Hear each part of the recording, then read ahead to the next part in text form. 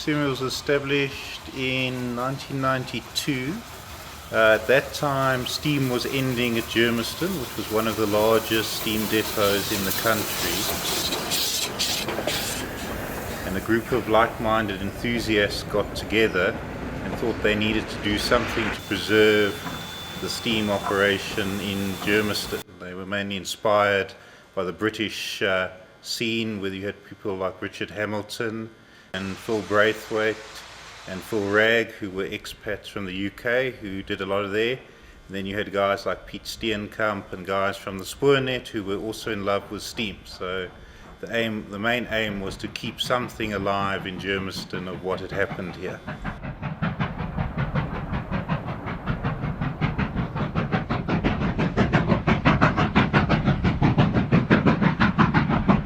The Bethlehem line is my favourite. It's the first time I've actually operated a train on the Bethlehem line, been involved in the firing and everything.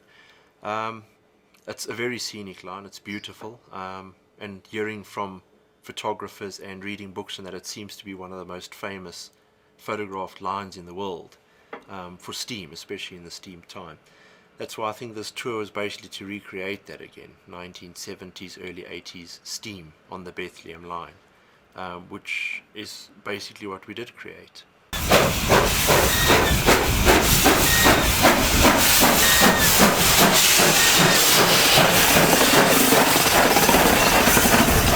A 25 NC, they were basically designed and built for the South African conditions on flat long haul sections like the Karoo. But as I said, after the 15ORs were needing replacement on that line, with the heavier trains being made and that sort of thing, they decided to trial the 25 NCs on that line, and they found it to be quite successful. Yes, there are slippery engines, especially on wet and icy rails, but they're good performers, they steam well and they pull heavy loads, so they seem to have been, at the end of the day, the better performer to the 15Fs on that particular type of line.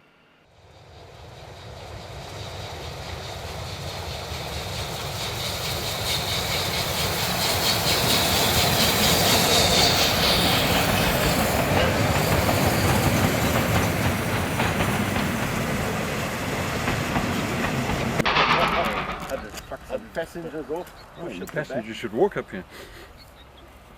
Yeah, they should actually. Jump on as it goes past. Passengers should just walk forward here. The passengers go to the back and push. Yes, light on the load.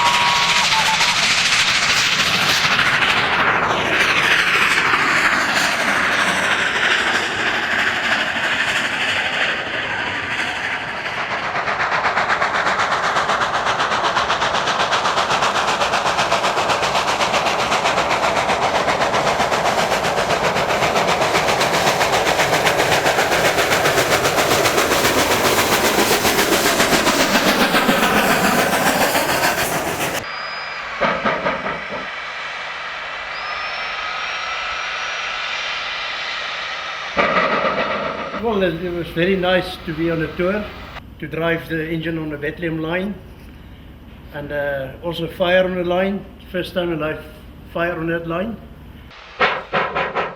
Steep gradients, very sharp curves. We did battle in the morning to pull away with all the ice on the rails. And it was very cold at the Slabberts. And even when we pull away from Fouriesburg next day, I was sitting in the coach and listen now to the guy battle to get up the hill from Fouriesburg. The rail was very icy and it was cold in the morning. If the sand worked nicely, we had no problems. When your rails are wet and icy, normally the engine slips. You can't do nothing about it. The sand doesn't work properly. The way you handle the engine, you're too strong in your arms, open the regulator too wide open, and too many steam in the cylinders. Yeah, that causes also slipping. And it's not actually the right way how to drive an engine. If you didn't know the road, I would let the pilot give me the right information and things.